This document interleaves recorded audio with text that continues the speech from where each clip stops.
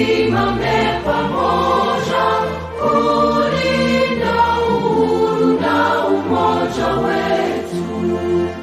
Enyi Bwana na binti wa Afrika, mwili wa jua, mwili wa anga, tuifanye Afrika mti wa uzima. Tuungane sote tuimbe pamoja, kuenzi shikamano hatima yetu. Tujitoe wenyewe kupambana pamoja, uhuru na umoja vitawale. Enyi Bwana na binti wa Afrika, mwili wa jua, mwili wa anga, tuifanye Afrika mti wa uzima. Tuungane sote na tujibidishe kutoa kilicho bora kwa Afrika, chimbuko la wanadamu, chemchemi ya utamaduni, tumaini letu wakati wa mafarakano. Enyi Bwana na binti wa Afrika, mwili wa jua, mwili wa anga, tuifanye Afrika mti wa uzima. Let us make Africa the tree of life. Let us make Africa the tree of life. This is Humanist TV Africa. My name is Katum Mukasa. I'm Ugandan, interested in issues, development, and of course, empowering of our people. Humanist TV Africa is a registered charity. We're a charity organization registered to spread information that can help our people get out of poverty. Today, we want to encourage you to please subscribe to our YouTube channel, our Facebook, our TikTok, our website, which is Humanist TV Africa, so we can be able to take our message further and further. We have an email right on your screen. Our WhatsApp number is right there, and of course, our website is right there. We have studios in Uganda, Kenya. We have studios in Zambia, Zimbabwe, Nigeria, Ghana, Sierra Leone, UK, and the US, and we are growing, opening up more studios. Today, we are back with our library important program on food safety and rights, consumer rights. And of course, as usual, we have our experts in the studio, Mr. Kimera Henry and Mr. Bernard Bamba. You are welcome, sir. Thank you. And of course, in the studio, who you don't see is Dennis Bongo in Uganda to do the production for the show. Now, we are back with such a wonderful show. We are going to have a recap from the previous show, and Mr. Bamba is going to be giving us that very recap. Mr. Bamba, take us through what we covered last time. Okay, thank you so much, Mr. Mukasa, and welcome on board our members who are watching us out there. And of course, welcome to the elder, Mr. Chimera, for creating the time to speak to our viewers.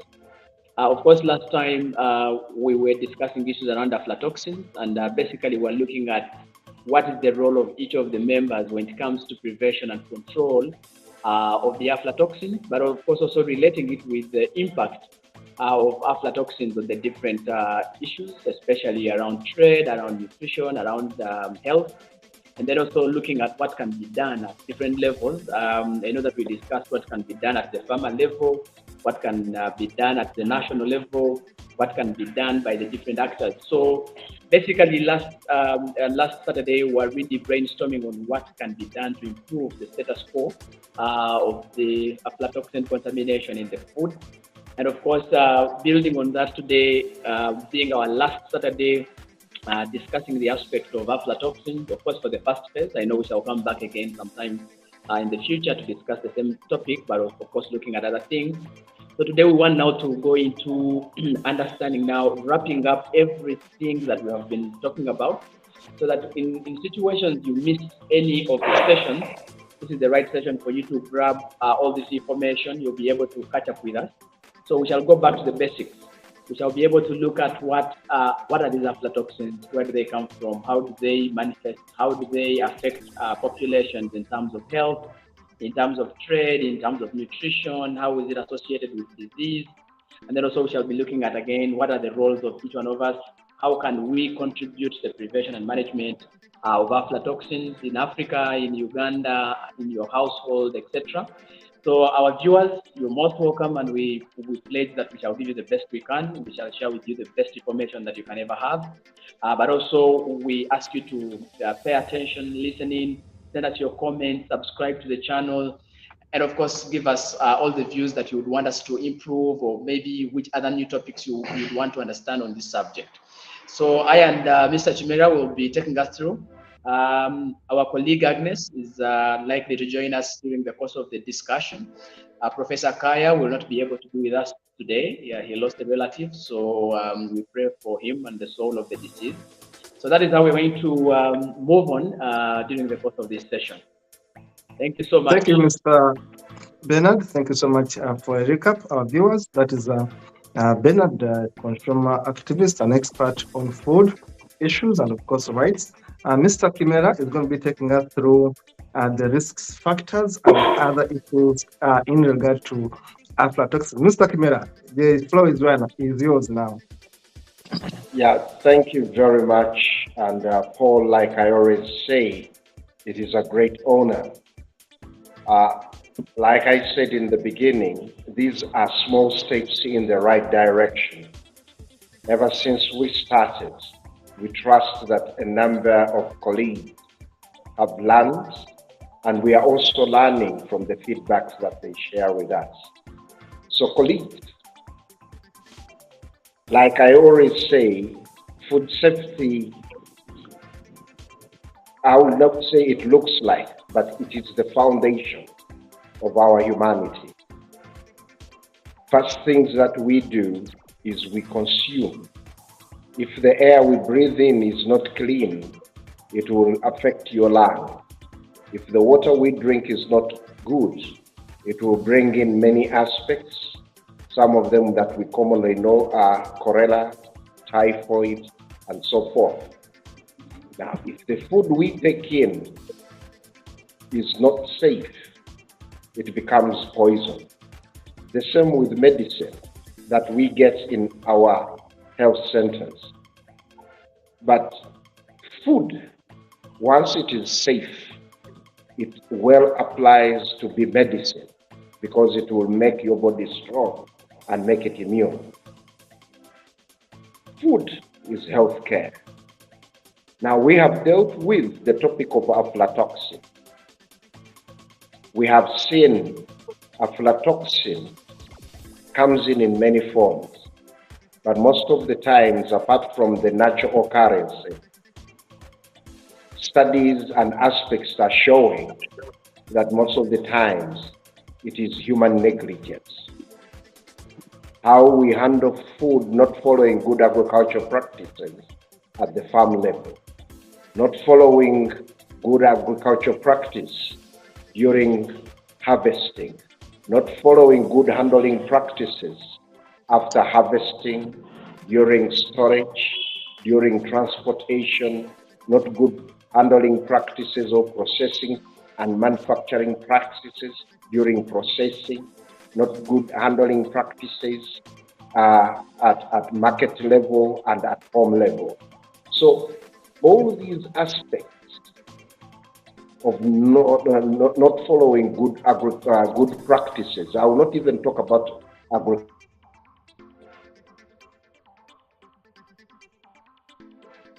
Following a quality culture, following the culture leads to dangerous aspects like aflatoxins or microtoxins in the food system.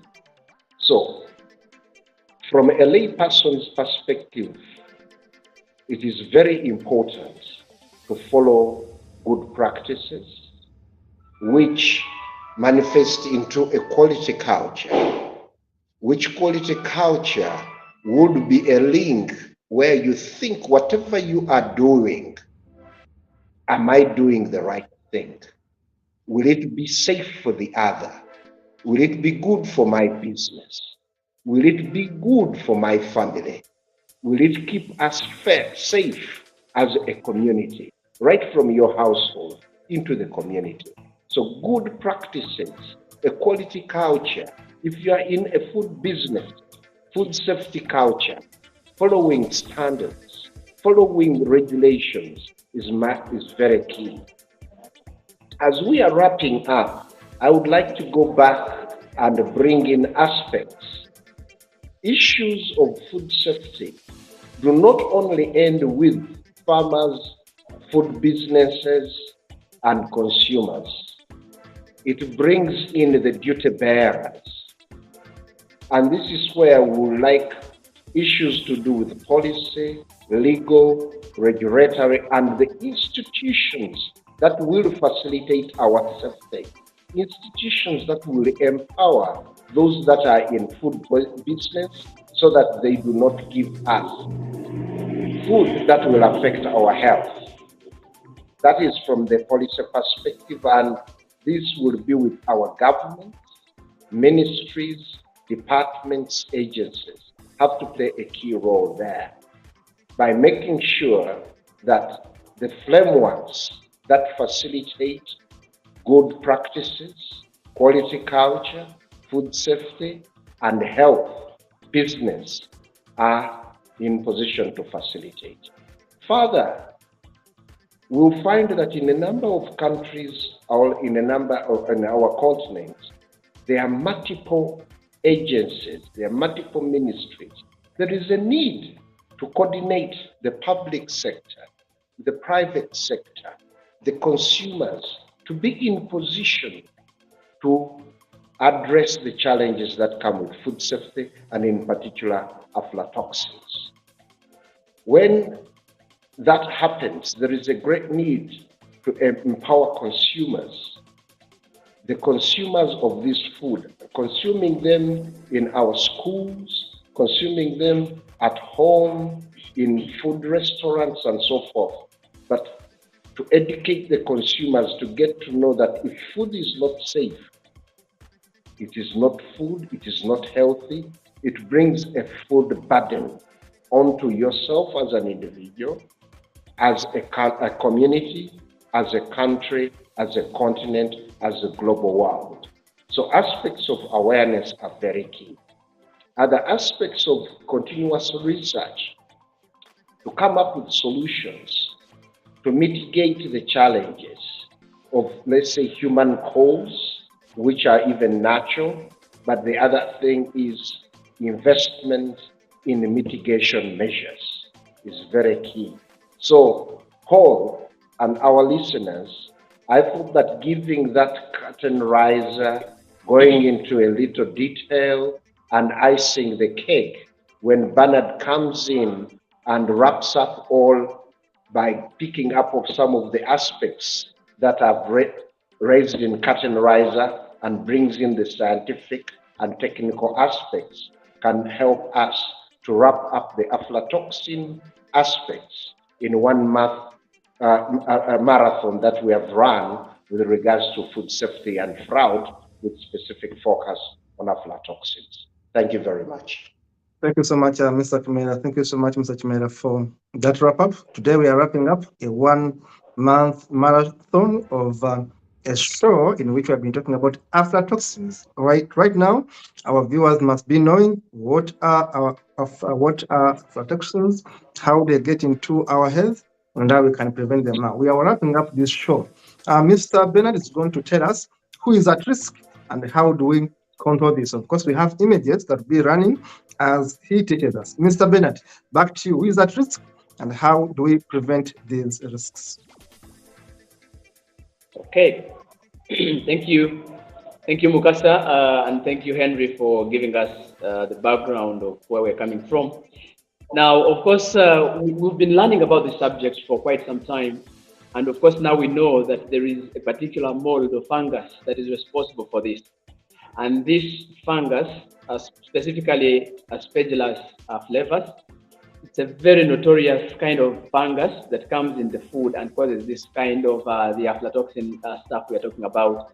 And of course, we know that, by the way, most of the cereals and most of the food that we eat in our homes are all at risk of getting contaminated with aflatoxin, as long as the moisture content in which they are stored is actually favorable for that fungus. Now, the other time we had also shared with our members that what facilitates this fungus actually to grow in the food. And one of the things we talked about was that the soil is the best medium for transfer of this fungus, as long as there's moisture that is favorable for it. So every time a person gets food and puts it on bare ground, you're actually creating an environment for those molds to grow. Every time someone gets food and puts it on a tarmac road, you're creating an environment where this has to grow. Every time you're growing or you're putting food on top of rusted iron sheets, you're creating an opportunity for this to grow. And now this particular fungus is very, very stubborn, that every time it enters the food, it is very difficult for you to remove it. It's easy to enter there, but very difficult to remove it. So the best option we have is to prevent this fungus from actually entering the food, because once it's there, you need very high temperatures to actually start breaking this aflatoxin. And yet in your kitchen or in our kitchens, we can never have that high temperature that can actually break down this. So we're talking about 420 degrees, which you cannot get in your kitchen. So the different ways of how people are handling food, drying it on tarmac roads, letting the animals urinate there and creating some bit of moisture, it brings people at a risk of having contaminated food. But also, going to a household, when you look at the way we store food, you realize that we are keeping it in damp places, or you have a particular place you're keeping food, but then that place has some bit of connection with water.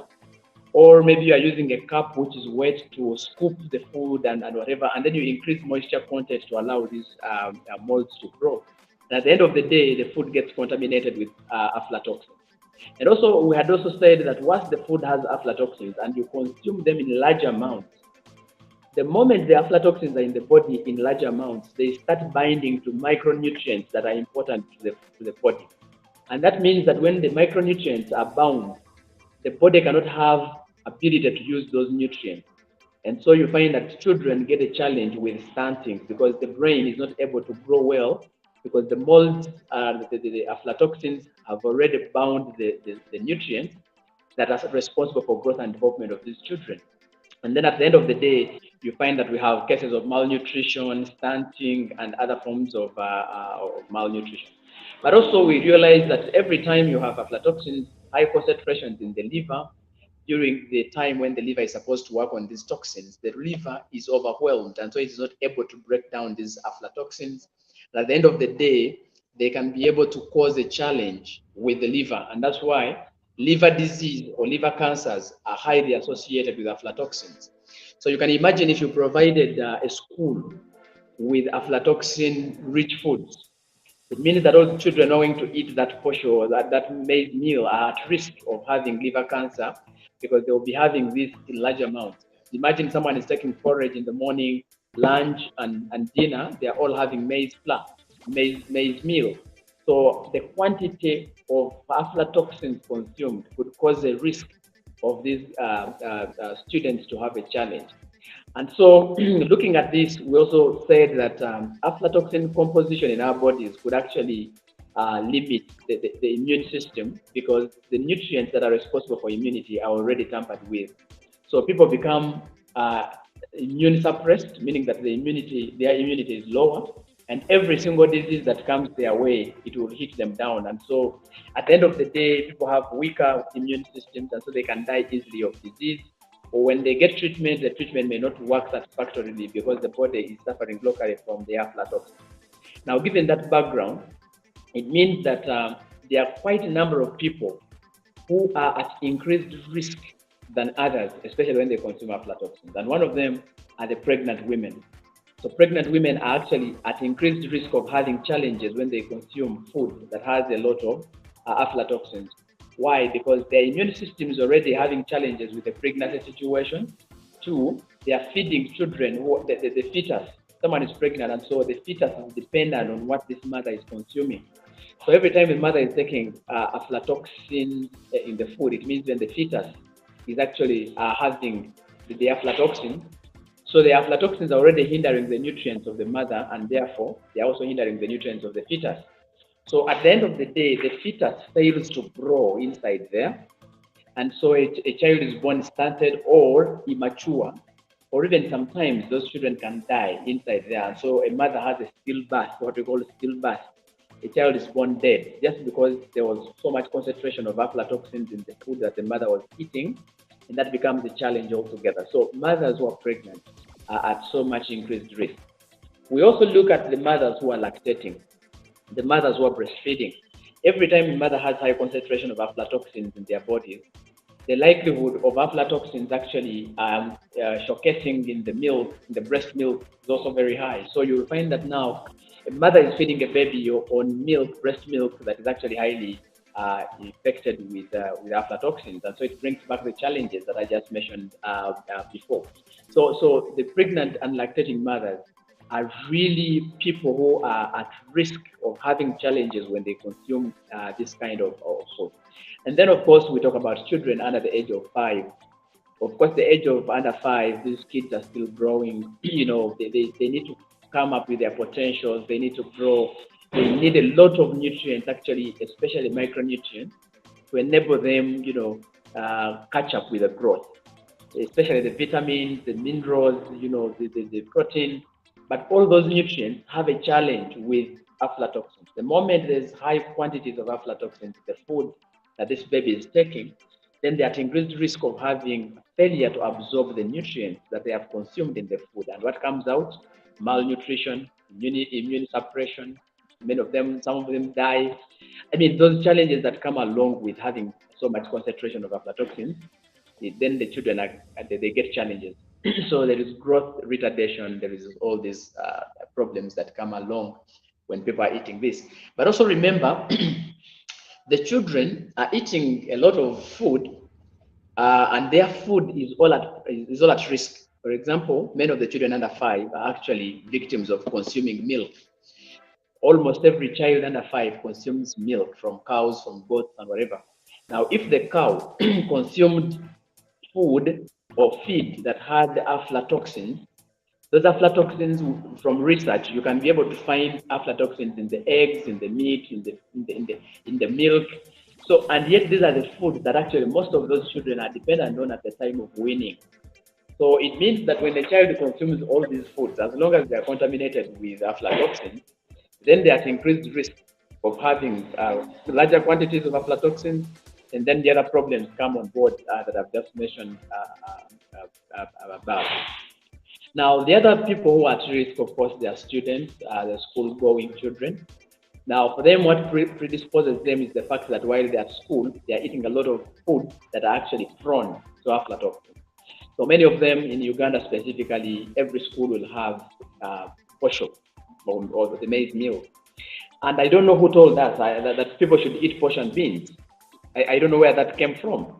It's just a mindset that, we have to eat this, but that is not the truth. Why should children eat portion beans for the whole 3 months? And we are busy talking about monotonous diet.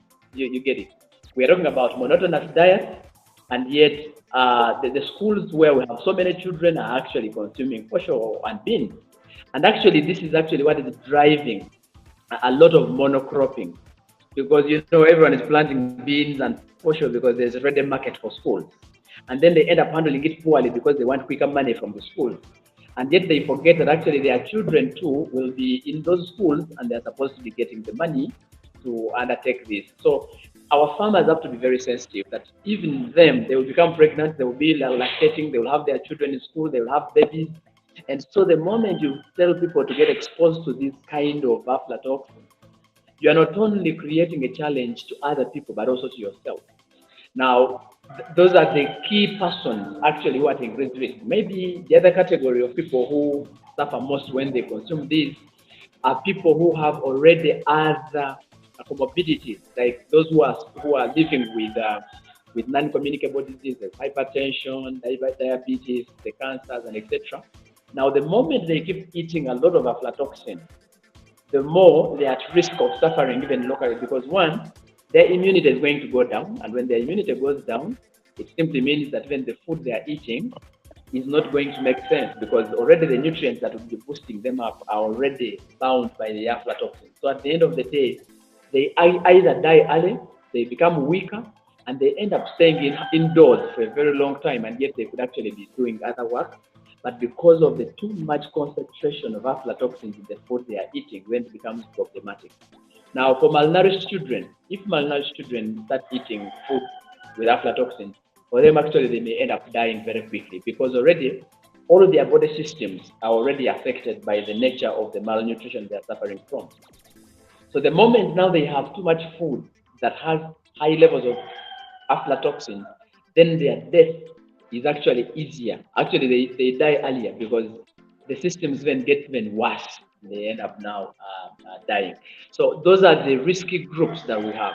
And therefore, to save the society from those risks, to save the community members I've just talked about, then we need as much as possible to ensure that these children, to ensure that these mothers are not having access to aflatoxin-rich foods. And how we do that, we need to make sure that, one, we improve the quality of the seeds we plant. How are farmers picking the seeds to plant? How are we harvesting? How are we managing the post-harvest handling? How are we drying our food? Where are we drying it from? We handle those basics. And last week we said that people who are selling food from the gardens harvest food early and dry it home in a safer place than leaving it in the garden and it has dried and then it rains tomorrow. That's where the problem is. People leave the food there and then it rains in the morning. The maize is already dry, and then now in the morning the rain comes, so the maize goes back to the wet state, and then the mold starts growing. You find people having food in the taxi parks. There's a lot of mess when it comes to this kind of situation. So those are the key areas that we could talk about in terms of risk and how we can prevent the risk. So I think those are the that I can share now. Yeah. I'll get back to you in a while. Thank you so much, Mr. Bernard. Really, I'm learning here. I want to share with you something. As the producer gave us the images, Dennis, those images are very important to me, and I think to the viewers. Now, look at how we save our food. Look at how we dry our food in Africa, much of Africa. This is really bad. Whoever is watching us, please learn from this. There's no you can have safe food when you're putting it on the ground. There's no you can have safe food when you are putting it on that dirty carpet, dirty tarpaulin. There's no way you can have safe food when you're putting it on the sides of a road, tarmac road. There's no way you can have food when the goats actually are feeding part of the food we are going to use to sell to us. The goats are putting their waste into the food, and then tomorrow we are also buying the same food. Now, this is dangerous, honestly, and these images are important because you wanted this show to help our viewers see how badly we store food in many of our villages, so that we can learn to do better. Look at how we store our food. Look at how we dry our food back home. And then tomorrow we are complaining we have stomach problems. Our children are getting stunted. Even when we feed them, they're always having stomach problems. I should tell you that actually my children always have stomach problems when they go to school. I should tell you this. When my children go back to school in the boarding section, they are always having stomach problems. Every time we are having stomach problems, and we are buying medicine. I even know the medicines now in my head, that if they're having a problem here, go and buy this. If they're having, every time my daughters are having stomach problems. Every time. Sometimes we thought maybe it is the toilet. No. Paul. It's the infections. Paul, may I bring in something?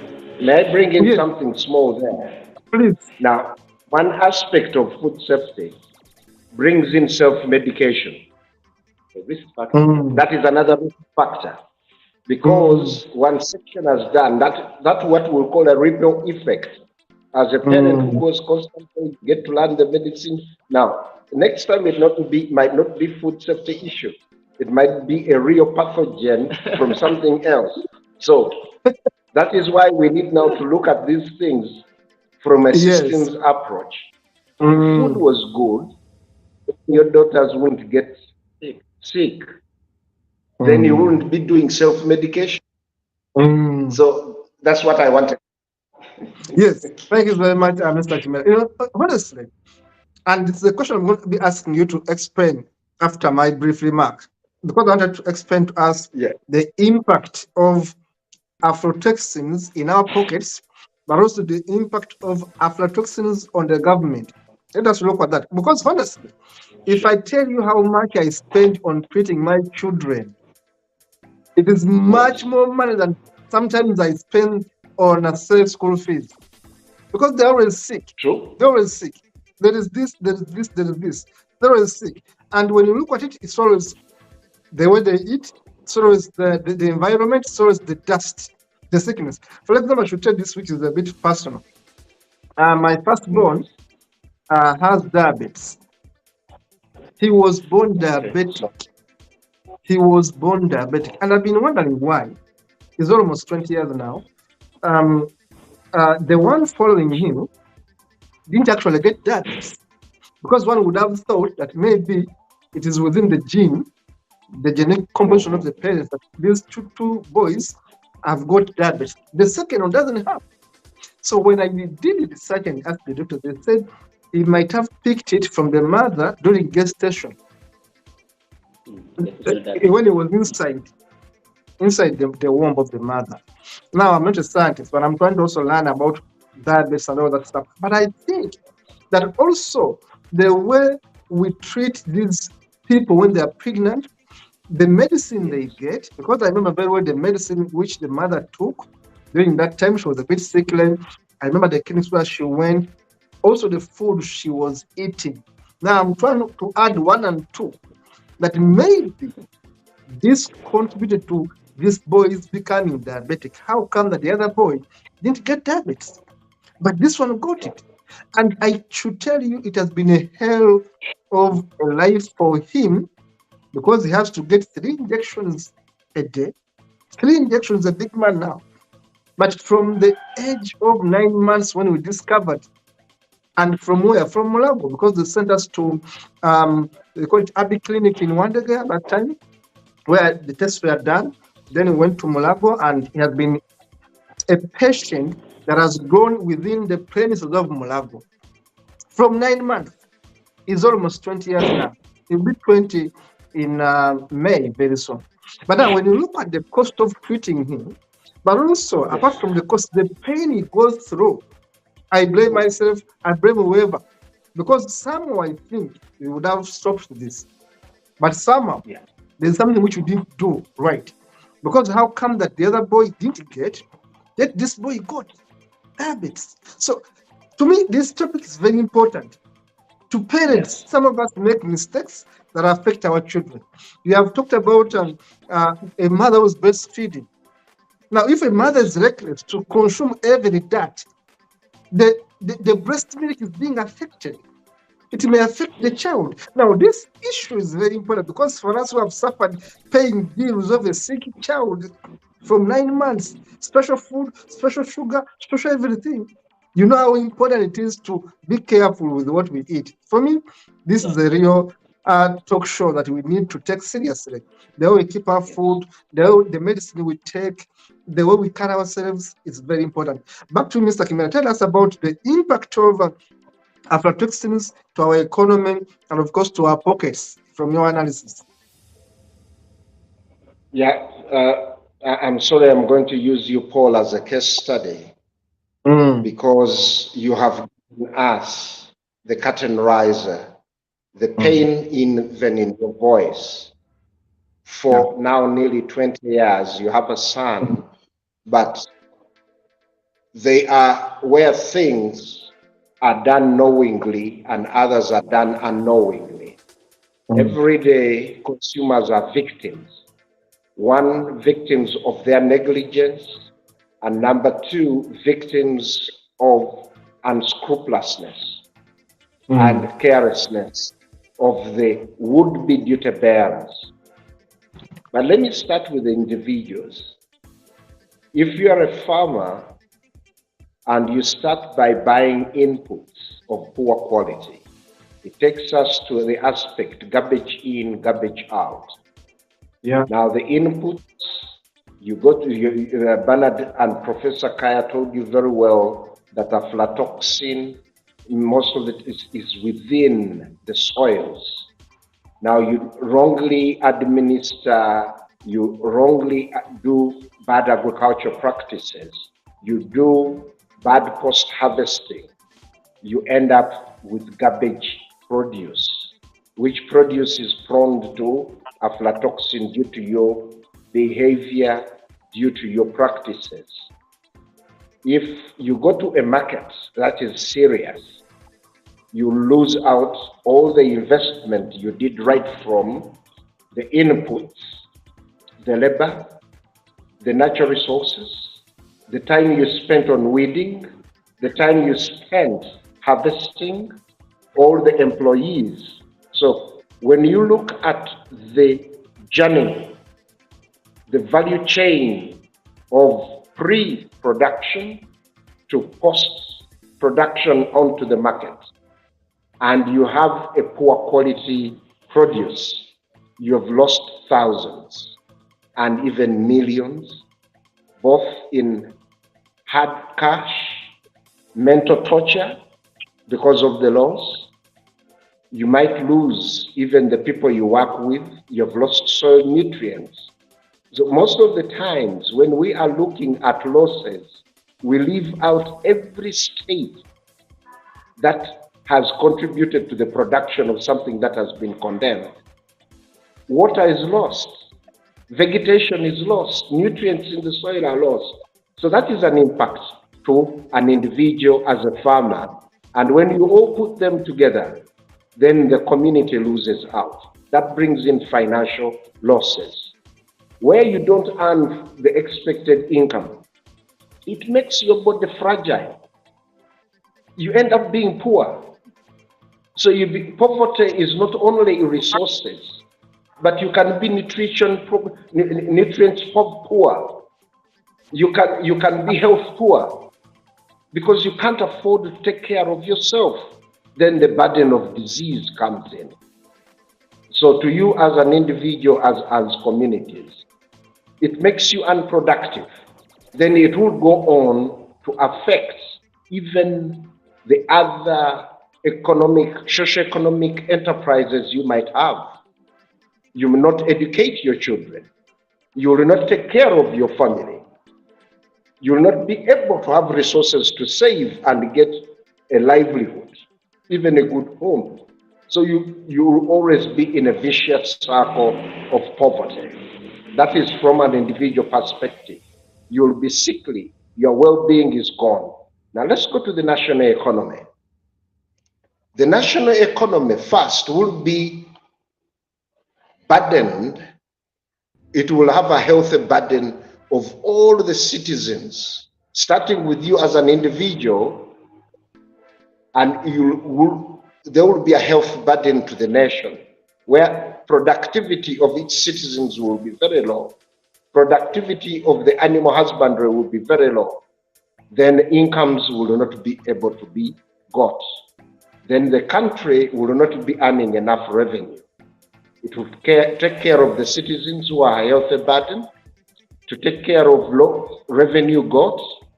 Then we will start looking from the Bretton Woods institutions, IMF, World Bank, bilateral loans, and so forth. Then the country itself will end up being in poverty. The citizens are in poverty, the country treasury is in poverty, and if we have got luxurious leaders who might not end up caring about us, then the general welfare of the country would be in poverty. Then the other aspects would be, most of the times we bring in investors, whether local or foreign, they need a market for their produce. But the market for their products cannot be sustainable if it is sickly. So that the burden still goes that The economy of the country A is not effective because the population is sick. The population isn't productive. The population isn't skilled. In Uganda, we are always told we are not good in certain aspects because we lack skills, we have absenteeism. If I take what Bernard shares, if you have people who are affected by aflatoxin while they are in school, then it affects their education. It affects their reasoning, planning. Then the country is aflatoxin prone. So aflatoxin, food safety shouldn't be looked at a minute aspect. It might be looked as a nucleus with ripple effects if it isn't cared for to mitigate the problems that come out of it. So if we do not mind about what we take in and what facilitates our health, the whole home economy, domestic economy, national economy will be affected. That's what I could say briefly. Thank you so much, Mr. Kimera. Thank you so much, Mr. Kimera. Now we are going to go to Mr. Bernard for a wrap up. But honestly, look at these images. Even before you go there, look at these images. Me, I want to always look at these images because I know how reckless we are at preserving our food, but also at letting these guys go away with it. Look at how they are handling your food. Look at how this makeshift, small scale plants that we're using to make our food. Yes, look at how smart are they? Look at the dirt. Look at the dirt, the dust that is rising from there, and then it's going to your food. But also you are going there to buy this food. How about we boycott? How about we say, no, I'm not buying from you? I think it starts with us as consumers to say, this is bad food. This food is not hygienic enough for me to buy. But if you encourage them to continue doing this, and then we give them money, we are encouraging them to sell us diseases. Back to you, Mr. Bernard. We are looking for the solutions. We are looking for how do we fix this? Give us how do we fix this going forward? Because this is the recap for the shows on aflatoxins. How do we avoid this as consumers, as governments? And lastly, Mr. Kimera will tell us going forward what can be the collective work of NGOs to solve this challenge in Africa. Mr. Bernard, to you, and then Mr. Kimera wrap up. Yeah, sure, thanks. So, in principle, the first thing that needs to be done is for us to empower consumers. First, be an empowered consumer. Because the moment I am informed and I'm empowered to make a right decision on which kind of food I'm going to eat, then we can have, instead of having these useless strikes, you'd rather have food strikes. Why can't we as consumers say that now, guys, food of this substance, we cannot eat it? Actually, what you're just saying, that is the beginning of things. And when the people who are giving us wrong food come to realize that actually they are no longer getting customers, then they will certainly improve. That is one thing I think. Because look here, the market people, the business people say, okay, my customer is my boss. You've had those kind of saying, my customer is my boss. Why should you give then your boss something that is going to kill them and then you no longer have a boss? So who's going to pay you? This is how the economy dies. So in principle, we need to say that, okay, my customer is my boss. So I must provide him something that gives him satisfaction for him to come tomorrow. So the moment the bosses of let me take you there. I normally don't interrupt you. Let me come in there. You see, we live in a world of greedy people. They call it capitalism. Me, I'm not a fan of capitalism at all, though I'm into capitalism society. But I hate capitalism. Look, someone wakes up and wants to make a killing. They want to make quick money. They want to build the best houses in the village. They want to drive the best cars. My friend, someone is even willing to use petroleum. They told us they get oil from the engines, from the they call them what? This electric transformers. If someone can go to transformer and get petrol or oil and uses it to fry potatoes, which I like to eat, we call them chips in Africa or wherever in Uganda, and I eat them, it doesn't even mind that I'm going to get a cancer. And it feeds us 1 day, 1 year, 2 years, because it's saving. That man, that woman has no heart, has no feeling, has no logic to think that he needs me. It doesn't need me, it needs my money. Once we understand that, once government understands, and of course government is us, that people are not there to serve you. People are there to serve their needs. My friend, he doesn't care whether you die or not. You are 100. He's talking about 1,000 people. He wants money. He wants money to get rich. Now, that's why. Let me give you an example. For me, I come from Rwengo, like Mr. Kimera right there. We used to have, I call him a Katankalas chairman, Mutabazi. Mutabazi, I wish I could show you the photos. It's not there. It doesn't have them now, I think. Mutabazi used to get a mboko, a stick, to beat people sense in my village, in my constituency. Mutabazi was the chairman for my district. They say he was rude. Yes, from a human rights perspective, he was. But Mutabazi put sense in my people. Because my people in my villages are very stubborn and very stupid, innocently stupid. Because how can you live in a village without a toilet and sewer home? And we are in this century. Why can't I get, I speak as a lawyer, of course I know it's wrong. But sometimes people are too stupid to do the right thing. You find it, a person putting cassava, you are going to eat in soil. I mean, in a compound which is full of mud. It's affecting you. Now, if you get a rogue chairman like Mutabazi, he's going to use blood and iron like Hitler or Mussolini or whatever to beat sense in you. I'm not saying beating people is right, but sometimes people are so stupid because they want to make profit. Honestly, it brings in the aspect of government using a tough hand to enforce these policies. Mutabazi was using a wrong approach to beat people, which I don't support, honestly. But somehow, how do you awaken our people and tell them, don't allow animals to come and poo-poo in our food? And tomorrow, you sell it to us. Don't allow yourselves to put food alongside the road because stomach has tar. Stomach has aflatoxins. Stomach has substance that can affect my stomach. Now, if I find you stupidly putting this food on the road, and I'm a chairman, I may do something nasty, I want to speak on the TV here.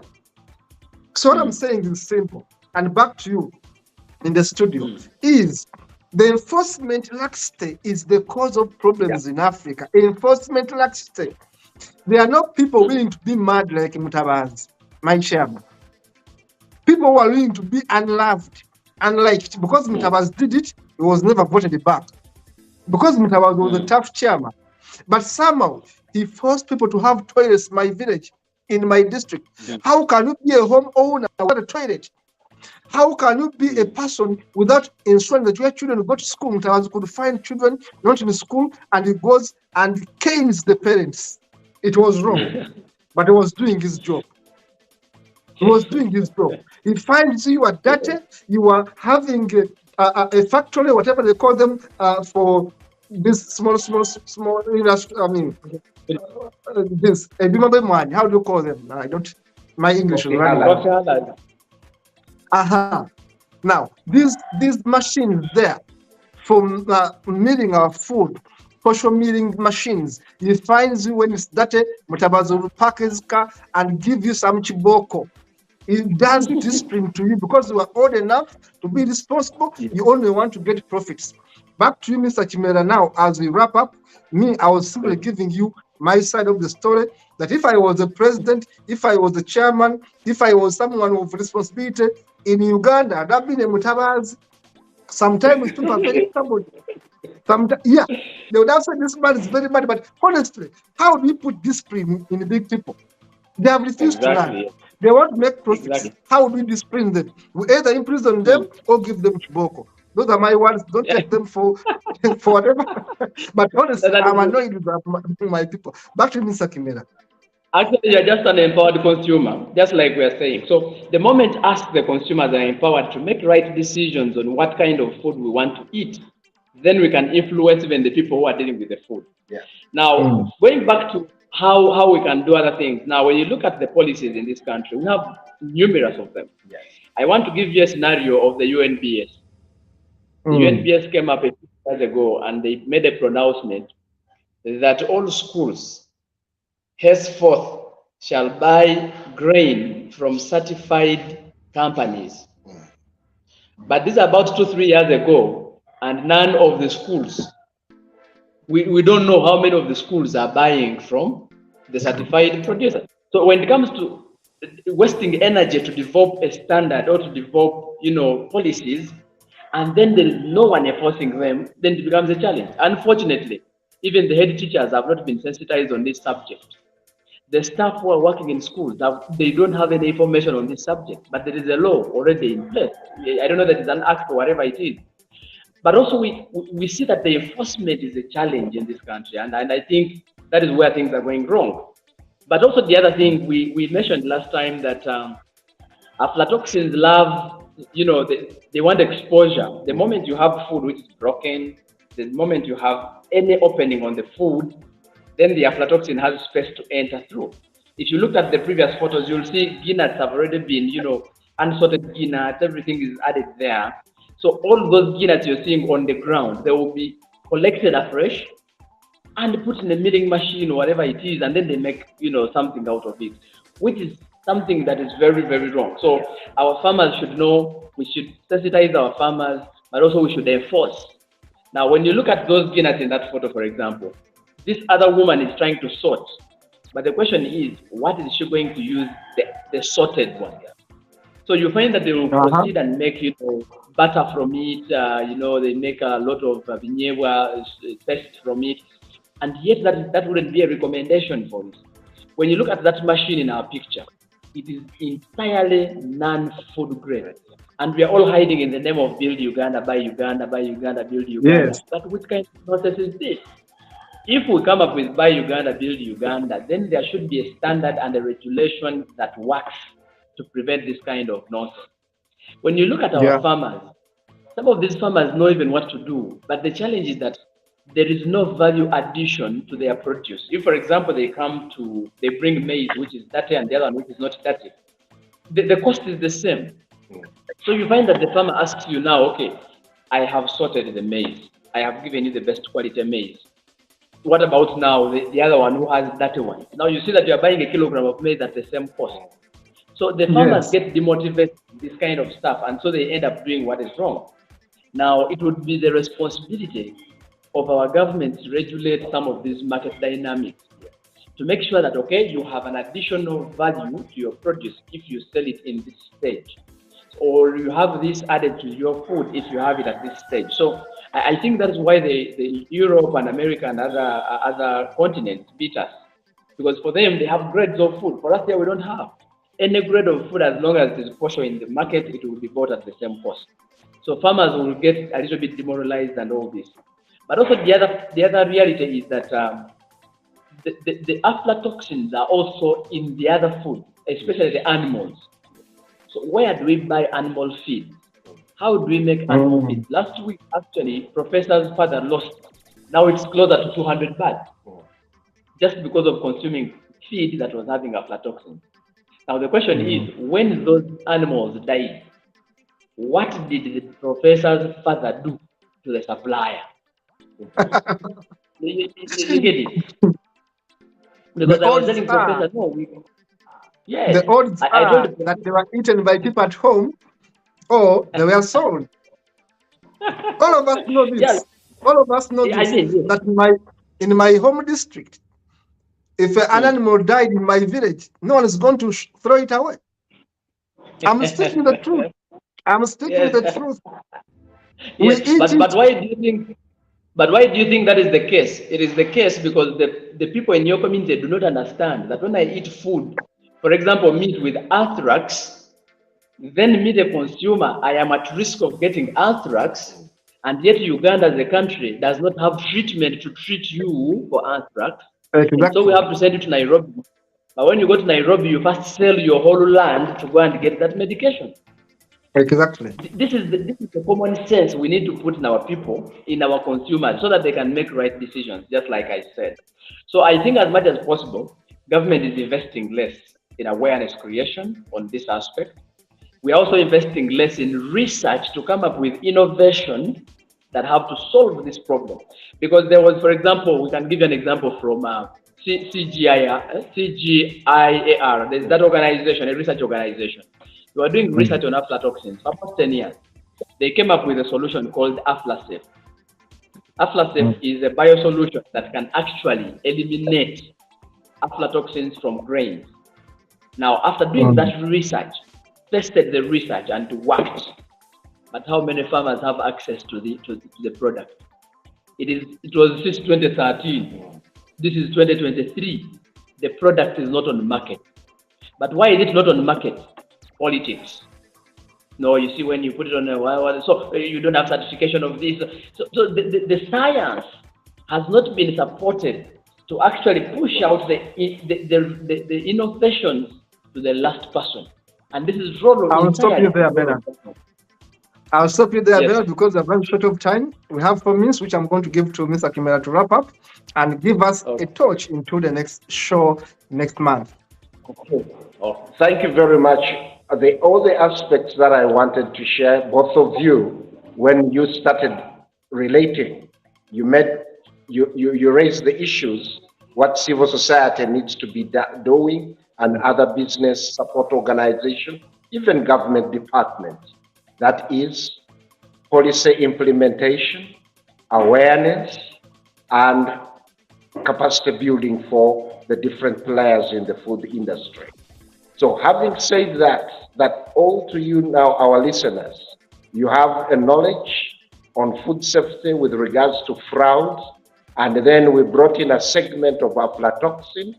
Now we would wish, and this is our aspiration, next month, we want you to get to know the consumer organizations that are on the African continent, who are part of the championing food safety in the respective African states. So the month of March is when we have the World Consumer Rights Day. Now we are going to dedicate March to consumer organization with regards to food safety and other components that are affecting consumers on the African continent, and then and other continents globally. So we will be discussing many things during the month, and we will be bringing on board different consumer organizations in Uganda, Kenya, Zimbabwe, Zambia. We'll go to West Africa, Ghana.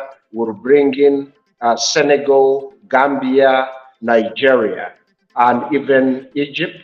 And also we'll be getting our colleagues from North Africa. We'll see if we can get somebody who can speak English, or if they are speaking French or Arabic, they will come into the Humanist TV Africa to bring out the consumer organizations, and that will be great. So we look forward to being with you in March. It is the consumer the World Consumer Rights Month, but 15th March is the World Consumer Rights Day when it is observed globally. But the whole month, I would like to thank Paul with all your team at Humanist Africa TV for allowing us to champion consumer issues, starting with food safety. As we tag along, we'll go into all other aspects, digital finance, product safety, transport safety, or road safety onwards. Thank you very much, and it is a pleasure being with you, colleagues. God bless. Thank you very much, Mr. Kimera. Thank you very much, Mr. Bernard. Thank you very much, Dennis Bongo in the studio. And of course, thank you so much, the viewers. You have been very wonderful You have supported us. We are having thousands of people watching this show on Facebook. Please continue watching, but also please subscribe to our channel and be able to watch these and more other shows. I'm happy that the experts have been here. I've been learning from them. I've been making mistakes personally. I've been making mistakes back home in Africa, and I'm going to do good, having learned a lot of lessons from these experts here. Yesterday, I should tell you this before I go. Yesterday, I was cooking beans. I cook for myself here, and I buy beans from a shop. It's owned by an Asian. It's an Asian family, but they sell food from Africa because as Africans or Black people love our food. So I go there buy. So we have beans. I was cooking them yesterday, but before I cook, of course, I had to sort them. And I thought because they're in the UK, they should be safe. So, and these are from Uganda. So I opened the seal and poured in the saucepan to boil. Then I realized there were some stones. Beans from Uganda. From Uganda. Remember, the systems here trusted our system in Uganda that the food is safe. Because when you look at them on the surface, they look so nice. They were stones. So I put them on a table. I began screening. I got about 8 stones in them and some husks. Beans from Uganda. So Paul, hard stones. do you know the weight of those stones? The weight of those 8 stones. So you lost some grammage. Exactly. And there are some husks in them. Now, I was very confident because these are beans which the UK has already permitted to be used in the UK. For them, they knew that the Ugandan government has done their best because these are sealed in a cavera and they are so clean, they are so washed. But my friend, the stones are there because someone wanted to make money. Absurd. See you in the next one. Thank you. Okay. Thank you. It was a pleasure. All right.